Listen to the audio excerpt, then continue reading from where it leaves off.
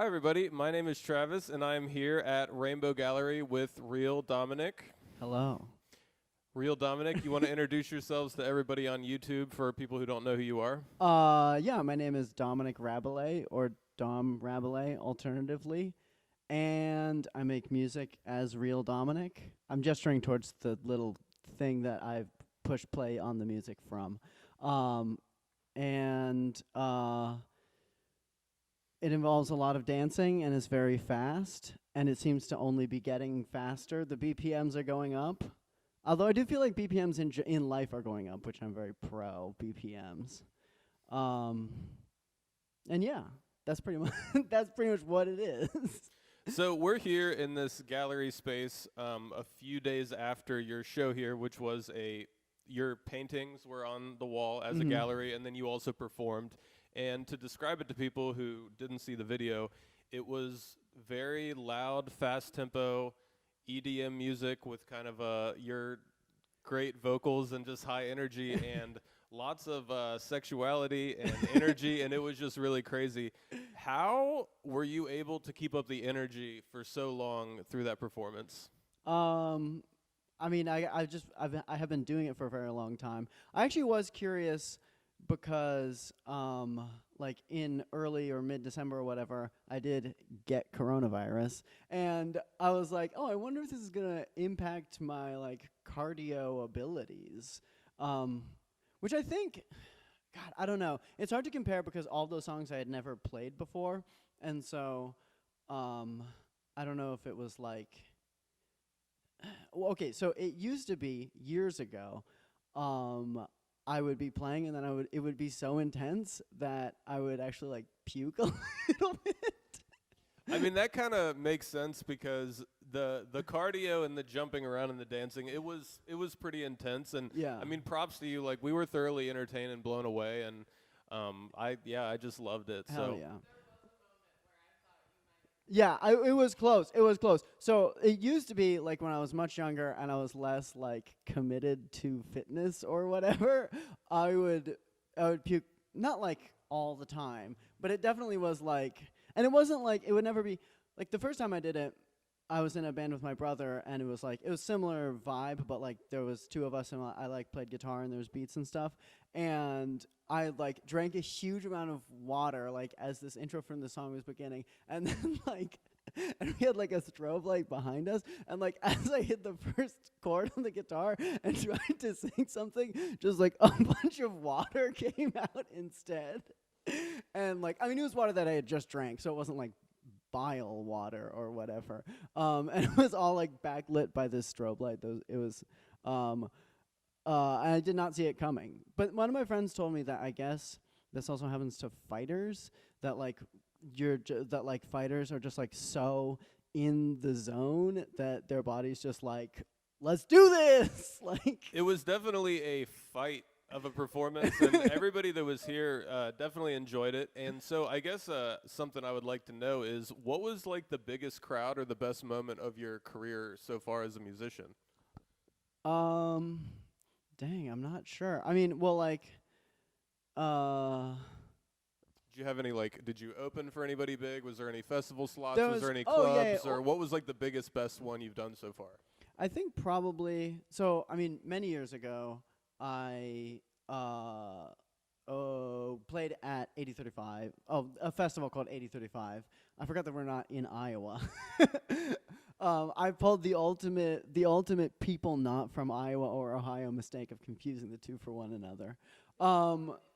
Yeah, but then also back in the day, I opened for Girl Talk, which was a pretty fun and big show. I opened for Andrew WK one time, which was really fun.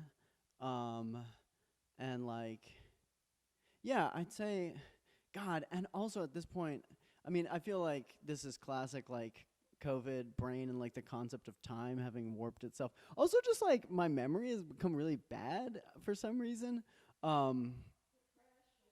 Yeah, I guess so. Oh, it's the tweet, no one ever talks about how depression causes memory loss kind of thing. I mean, yeah, like, actually, the tour that I was on right before coronavirus, this thing called coronavirus, coronavirus. That was really fun, and it was like with a band that was like a more established band that like people were coming to see, as opposed What to band was it? it's called Heartbones.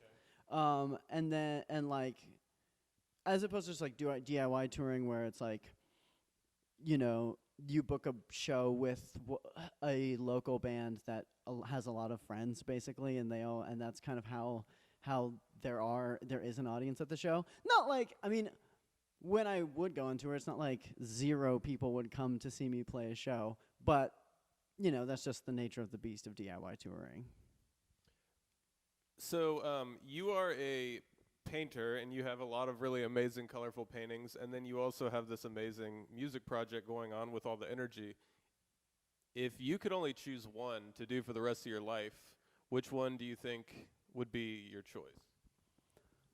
I imagine probably, I mean, it would have to be like, if it was if the external world circumstances allowed to do only music, I suppose I would probably choose music. Like, when I went to school, I did a lot of painting, and then, like, after graduating college and going on tour a huge amount of the time, it wasn't, like, painting wasn't, you can't really paint and tour at the same time. But then, like, with COVID and everything, I just started to paint again. And, like, not to paint a picture, no pun intended, but like I don't mean to be like, yes, I am a total failure at music. No one likes my music. No one comes to the shows I play or whatever. Because like obviously it's a very fulfilling and extremely like I like it a lot, and like even though I'm not like OMG fucking world famous or whatever, it's a very rewarding thing to do. But I will say that like I don't know, like public response to my painting, it's definitely been kind of like the most well-received like creative venture that I've done before. So you drove 7 hours to get to Ohio to do this show in this gallery spot here at Rainbow Gallery. What is your impression of Cincinnati and just the city that we have around here? I really like Cincinnati. I mean, I have a lot of friends here, and I've played a lot of shows here and stuff. And but I don't know, I really like it, like the energy. I mean, not to be like, oh, the architecture or whatever, but just like it's a old ass city, and like there's a lot of buildings that have been around for a while, which like I mean, when you compare that to like so many towns that you tour through, especially in the past, like just so accelerated in the past 10 years of like a college town where every block is like the world's worst built apartment building with a Chipotle on the first floor, or like a Korean Mexican food fusion and a Starbucks, and then like student housing above it and stuff like that. These like really weird buildings that just like destroy the layout of the town itself. Which like also no students live in. It doesn't make any fucking sense.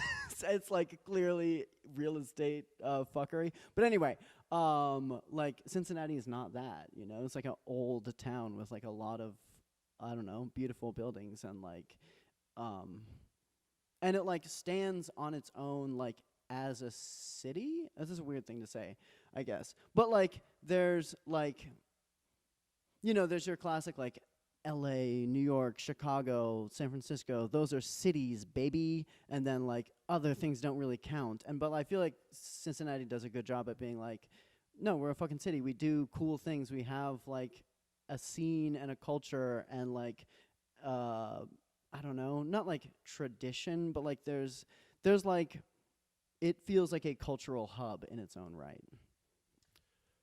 During your set, these great songs were performed, and I would like to keep listening to them. And you said that a lot of them weren't released. So what is the project that most of what you played is off of the new project? Yeah, right? yeah, it's all from that.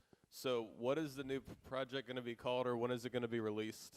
I'm not exactly sure when it's going to be released, but I plan on calling it, I can't remember if it's either Rest in Peace Everybody or Rest in Peace Everyone. And I don't know. I mean, a lot. So 4 of the songs are like, I guess, covers of songs that I wrote with a punk band that me and my friends used to have. And when I was driving here to install the show in November, the painting show, in November, I was thinking, because also one of my jobs is to give tattoos. And I was thinking about the fact that one of my friend who played bass in the punk band, Miles, is no longer with us. And he, before, like when we were in a band together, I would just give him like the world's worst stick and pokes. And he bought me like my first little starter kit tattoo machine and stuff, and like really encouraged me to like, well, he bought it so that I would give him a lot of tattoos, but like he has like set me down this path of like having, I don't know, like a really fulfilling career and like a way to like support myself in this like totally unexpected way. Like when he bought me a tattoo machine, it was just so that we could like give each other the world's worst tattoos for fun. And then I was thinking about that and just like reflecting on what an impact he had on my life. And then I was like, I should listen to the music that we made together. And then I listened to it and I was like, oh shit, we actually made some like really cool, good songs. And so 4 of the songs are like covers of Night Pit songs, which is the name of the punk band that we had together. Well, I can't wait for it to come out. I really like the songs. I think everybody at the show liked the songs, and I would encourage you to release it so that we can all listen to it, because I want to listen to it. Yeah, this is like, I'm trying to avoid the thing that I always do, which is like release something, like post the cover on Instagram and tweet about it like once, and I'm like, hey, here's my album, and then just kind of like. And so I want to be like, I've made 4 music videos, and now I'll release the album, and then a week later I'll release a music video, and then just so that I can kind of like, I don't know, trick people into listening to it more than one time, I guess. Well, there definitely has to be like a launch of it, because like you want the attention, and in the social media age, there's definitely like a formula for the most views and everything. So totally. Whatever, I don't know what the strategy is on that, but I would love to see the hype train and the social media campaign. Yeah, I gotta do a TikTok dance. But like, yeah, I mean, the thing is, that's always what I've done, because so often it's just like, this is done, I'm excited about it, boom, here it is. And that's like, obviously, I don't know, like, it sucks to be like the game and to like want to play it, but also, I don't know, I'm really proud of these songs, and I guess I'd like to at least try a little more than usual at like making people aware that they of their existence. Is there anything you want to say to your fans and just the world before we wrap this up?